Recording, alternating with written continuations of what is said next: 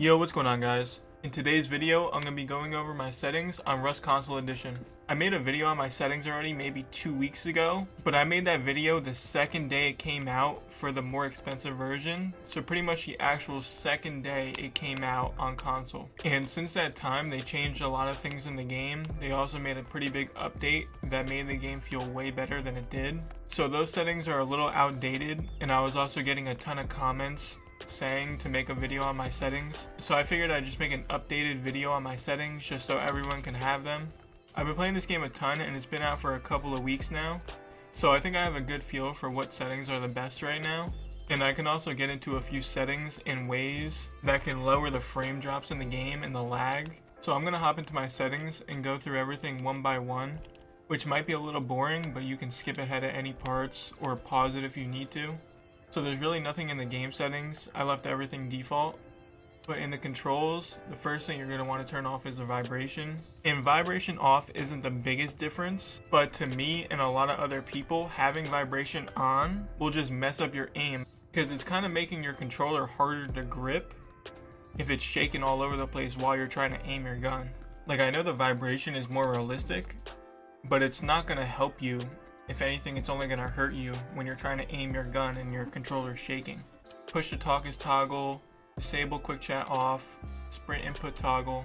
If you turn your auto sprint on, then you can run while going in your inventory, which is really useful if you need to put like anything into your hotbar and you don't want to stop running for it. You can also craft things on the run as well, which is pretty useful. Crouch input is toggle. In the new update that they just came out with, I'm pretty sure they're now allowing aim assist to be turned on and off. So make sure that's on if you don't have it already. I have my camera control type as digital boost. The other one seems like it's good, but I don't really know the use for it yet, so I stay on digital boost. You can copy my camera sensitivities for aiming, sprinting, and all of them. The biggest problem I noticed with the sensitivities is that this vertical sensitivity still feels faster than my regular camera sensitivity, and it's at the lowest setting possible. So I'm hoping they'll be able to change that in the future, but for right now, this is kind of the way I play. It's not like a huge difference, but it's definitely noticeable. Oh, and before I get any farther into the video, I just want you guys to know that if you're playing on an old gen console, then these settings will most likely feel a lot slower on your old gen console. With the frames being more consistent on next gen, it makes you have to turn your sensitivities a lot farther down. Two of my friends switched from the old gen console to the next gen console, and as soon as they got onto the game, all their sensitivities felt way too fast for them. So if you're on old gen console, then I would recommend increasing all these sensitivities maybe 10 or 20%. Just because they'll probably feel way too slow when you put them on. However, these 4 settings at the bottom are super important, and you need these to be the same as mine, because I think these are definitely the best settings possible if you want to reduce your input delay and have the most accurate settings possible. With camera inertia, you want this at 0, because it's saying when you do flick shots from left to right, your camera will slowly slow down. It's saying it'll make it a smoother camera movement at the expense of overall accuracy. And you don't want to lessen your accuracy for smoother camera movements. You want your accuracy to be exact, and you want your movements to be exact. So make sure that's on 0. So the boost multiplier is going to keep your sensitivity slower until you really need to turn like left or right, or do like a 180 or a 360 turn. Then your camera will speed up to the fastest sensitivity you have it capped at, which is for me 148%. So it's going to start off at maybe like 100, 120, and then the more I spin in circles, it's going to speed up to 148% camera sensitivity. This is going to help you hit farther range shots, because it's going to keep your aim more steady if you're not like fully moving it left or right. And lastly, the dead zone settings are super important to reduce input delay, especially the dead zone right setting.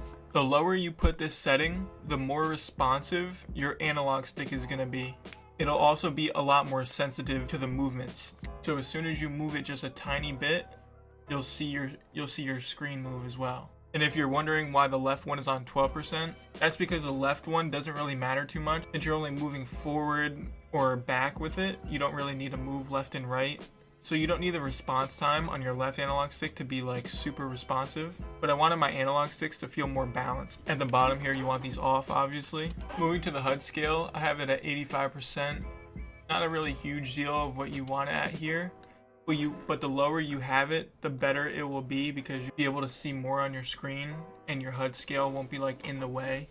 And I also turned my HUD opacity to 90. I don't really know why I did that, but I just kind of like it. You can do whatever you want with these. It doesn't really matter too much. Now for the volume real quick, I'll just say make sure to turn all these off. Unless you really like the music, but if you need to hear footsteps and whatnot, then in the game, definitely turn this to 0. Because you don't want to like not hear footsteps or anything. And if you're still having trouble like hearing like footsteps and things in the game, then you can turn enhanced instincts off, which will be movements on your screen, so you'll be able to see if somebody's to the left of you or in front of you or behind you, just based off of it popping up on your screen. But I would only do this if you really can't hear anything, or if you're playing like on a TV with no headset. Because if you're playing with a headset, then you won't know if the footsteps are coming from the left or to the right of you or behind you in front of you. It'll just sound like footsteps. And then you'll have to pay attention to where they're at on the screen in order to know which direction the shots are coming from or the footsteps are coming from. On my audio mix, I have it at boost because it says it gives the audio more impact. I figured I might as well just do that because like, why not? If it's gonna make the sounds louder, then I might as well have that if it's gonna give it to me. But when you're flipping through the settings, night mode sounds a lot louder than the other settings. So if you really need to increase your audio, then I would put on the night mode setting because it does sound louder than all the other options.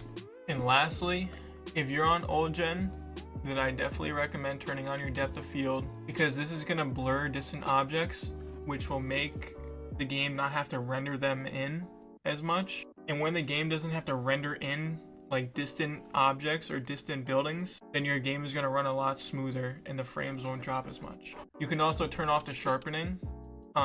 This will help with frame drops as well. And even vignette right here, it says it darkens the corners of the screen slightly. And if it darkens the corners and it's not bad enough, then I'd recommend turning that off as well. Because if the game doesn't have to show brighter colors on the corners of your screen, then that's just less work for the game to operate on your system, on your console, and it probably won't use as many frames. I think in my last settings video, I had my field of view at 75, and I said I would increase it over time, and I actually did. I think 80 is a lot better than 75. You can see a lot more of your screen, and I feel like the gun almost feels like I'm playing like Call of Duty. Like I feel like the field of view at 80 is the same as if I was playing like Call of Duty, which is kind of cool.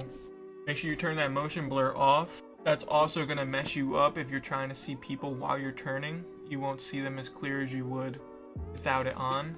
And finally, the brightness. I kept it at the 0.5 default. I always have. But during the night, I always turn it up to 2 if we're roaming around. You can see way more. So I just switch this back and forth during the day and the night. Alright, so that was all my settings.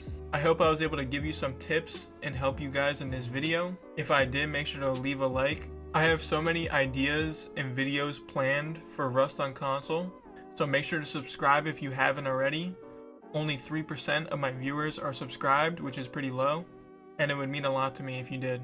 Leave a comment with any questions you have about settings or the game in general, because I'm going to be answering a lot of people back in the comments. That's all I wanted to say. Peace out.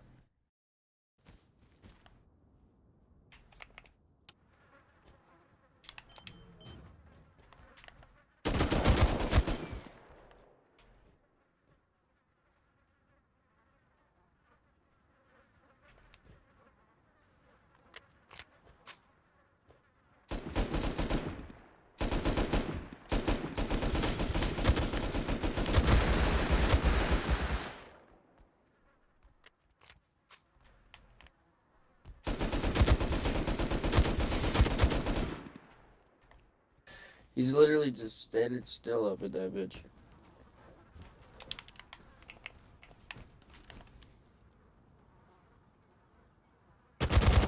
Got him. Quick air up. Need to secure the base a little bit. I think we can salvage. There's still a lot of shit on the ground. Bro, is there no fucking pistol ammo? There's hella wood on me.